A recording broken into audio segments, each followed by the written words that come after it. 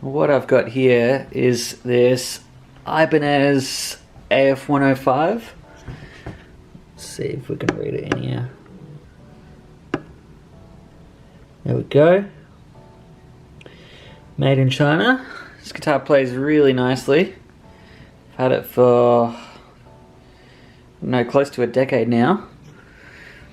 And I've done all my own setups on this, but I've never given this one a really good clean polish since I've got it. I don't know if you can see here. The frets up here are looking a little bit grimy. The ones down here that have been played on a lot, looking pretty good actually, not too bad.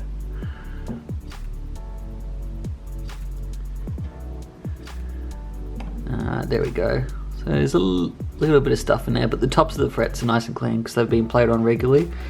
But up here, they're looking a little bit yellow. And I'm also going to polish up these pick guards. I think we've got a little bit of rust on that washer there. But everything else on the guitar is really good. Just going to do a bit of maintenance on it and yeah. Put some new strings on this. I've been using, what have I been using? Been using these on that guitar, 11 to 54. It's pretty heavy strings, but these ones aren't that durable. As in, they don't last that long. So I'm thinking I'm gonna put these on there, 11 to 52. In my experience, these strings last a little bit longer than the Ernie balls. So the gauge will be a bit different, but shouldn't be too different because I do like a pretty heavy gauge on this guitar. Yeah.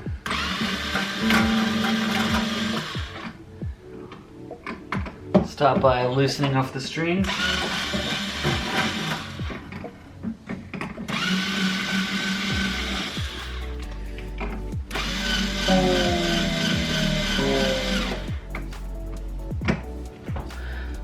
Wire cutters out.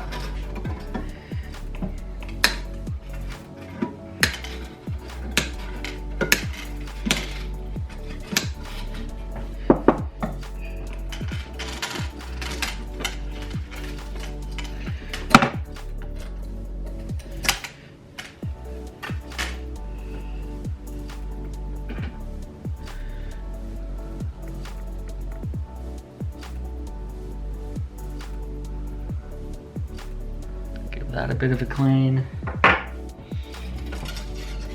Now I'm also going to clean and lube up the nut in there. Now let's have another look at those frets.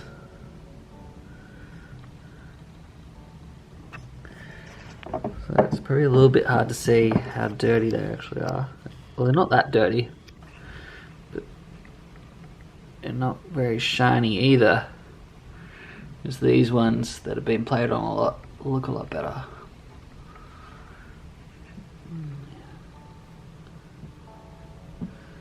And I think this wear down here, I think that's permanent. But all these little spots we'll be able to get off. Now I'm going to give the top of the guitar a nice polish and clean. I always like seeing this. You can see how much the guitar has faded in these parts where it hasn't seen much light or fingers or action. So the guitar's actually darkened a bit since I bought it. I think that's kind of neat. Can you see the outline? I think you can on the camera. Yeah, kind of cool.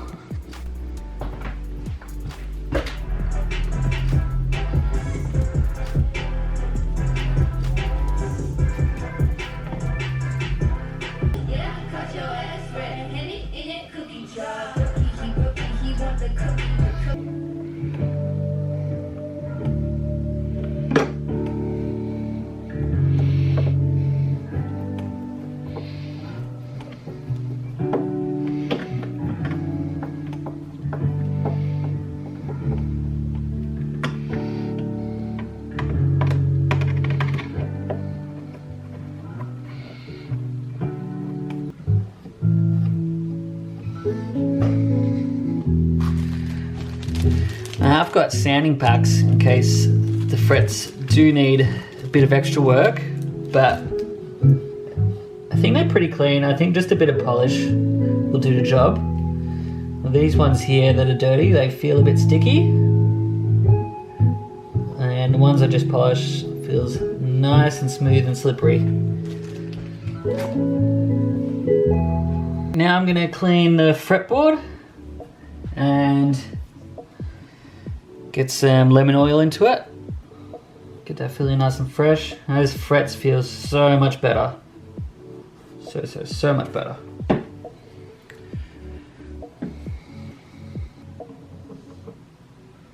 There is a little chink in this fret, so I might just give that a little sand. I'm just going to start off with this 4000 grit sandpaper, which I got from the Sandpaper Man. There we go. Buff that right out. Now I'm going to use the Dunlop 65 fretboard lemon oil, which has this cool applicator. You just sort of smoosh on the fretboard.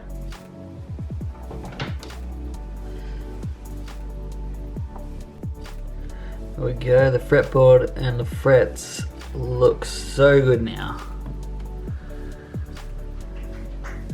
I'm going to string this up before I clean the back and sides. It's because it gets really annoying with this thing flapping around. Actually, before I put the strings on, I'm going to tighten some of these. They're a bit loose. So I'm just going to use this tool. I'll put a link in the description of where you can get one of these.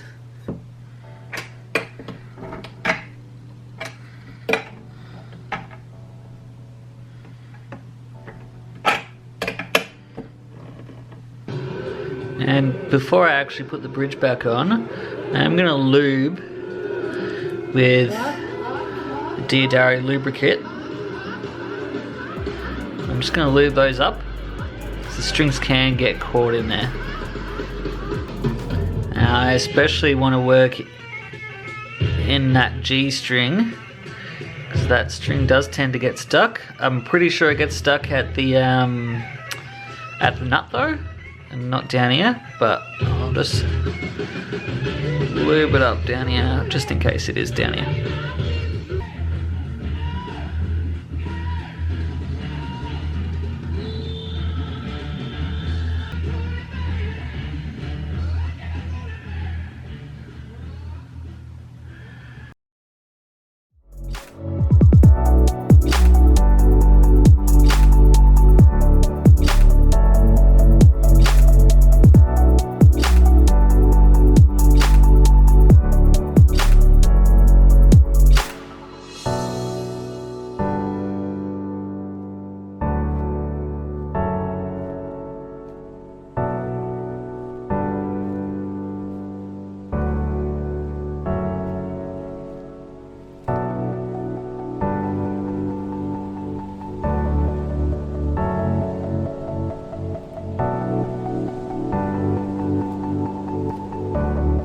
Okay, so I've done a full setup on the Ibanez archtop up here, and I'm gonna say I'm actually really surprised at how great it's turned out. The guitar already played fantastic, but it has gone from fantastic to amazing. The polished frets and I think sticking the guitar in a case with a humidifier for a few days have really made a difference, and I think the biggest difference of all has been changing from the Ernie Ball to the Diodario NYXL strings. The gauges are pretty similar, but I think the core of the Diodarios are a bit more flexible, so guitar's a little bit easier to play. The strings aren't as stiff. This guitar is essentially a budget guitar made in China, but Ibanez, their quality control is so good. Every single Ibanez I've played today is played fantastic, and this one is no exception. Let's get it back in the shot. So let's go through some of the specs. It has flamed maple top, back and sides. The neck is 3-piece. It's walnut, 2 pieces of maple and 1 of walnut. Rosewood fingerboard with lovely pearl inlays. It also has the rosewood tailpiece with the pearl inlay as well, which looks fantastic. And what I also really love is that the knobs, the volume and tone knobs, they have the same rosewood on them as well, so they feel really nice to touch. Yeah, this guitar being a budget guitar, there's nothing that I can really spot on it that shows that it's budget. Everything on it is amazing.